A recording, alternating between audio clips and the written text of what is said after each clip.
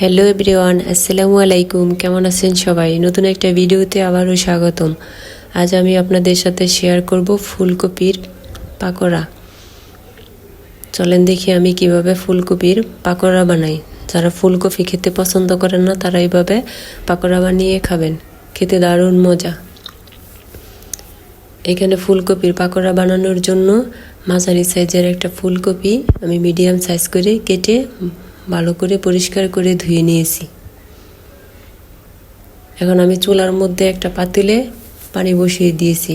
এখন পানির মধ্যে পরিমাণ মতো হলুদ আর পরিমাণ মতো লবণ দিয়ে আমি ফুলকপিগুলা ভালো করে সিদ্ধ করে নেব। একবারে পুরোপুরি সিদ্ধ করব না, মোটামুটি সিদ্ধ করে নেব। সিদ্ধ করা হয়ে গেছে, এখন আমি সেকে একটা বাটিতে নিয়ে নিয়েছি। এখন পাকোড়া বানানোর জন্য আমি ময়দা দিয়ে সুন্দর একটা ব্যাটার তৈরি করব। এখানে আমি 1.5 কাপ ময়দা নিয়ে নিয়েছি। আপনারা চাইলে বেসনও দিতে পারেন, আমার কাছে বেসন নাই তাই আমি ময়দাই নিয়ে নিয়েছি। এখন এর মধ্যে দিয়ে দিব শিলপাটা বেটে রাখা আদা, রসুন, জিরা, গরম মশলা বাটা। তারপর দিয়ে দিব পরিমাণ মতো লবণ। এখন দিয়ে দিব মরিচের গুঁড়া,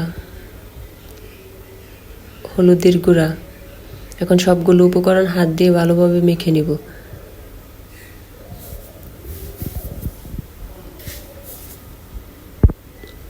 এখন এর মধ্যে আমি পরিমাণ মতো পানি দিয়ে দিব। অল্প অল্প পানি দিয়ে সুন্দর একটা ব্যাটার তৈরি করে নিব। ব্যাটারটা একবারে পাতলাও না ভারীও না, এরকম মিডিয়াম আকৃতির একটা ব্যাটার তৈরি করে নিব। আর এদিকে চুলায় আমি একটা কড়াই বসিয়ে তেল গরম করে নিয়েছি। দেখেন আমি ব্যাটারটা কীরকম করে বানিয়ে নিয়েছি।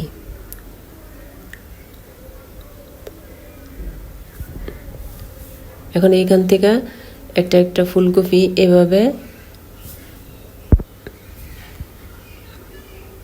ডুবিয়ে ডুবিয়ে এবারে কড়াইতে দিয়ে দিব।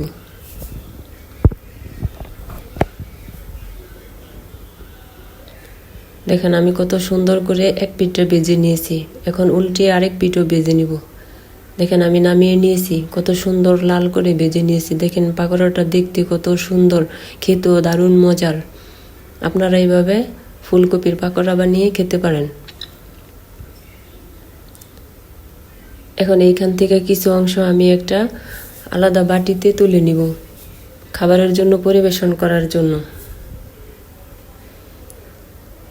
দেখেন একটা বাটিতে আমি অনেকগুলো পাকোড়া উঠিয়ে নিয়েছি। এখন আমি একটা সস দিয়ে খাবারের জন্য রেডি করে নিব।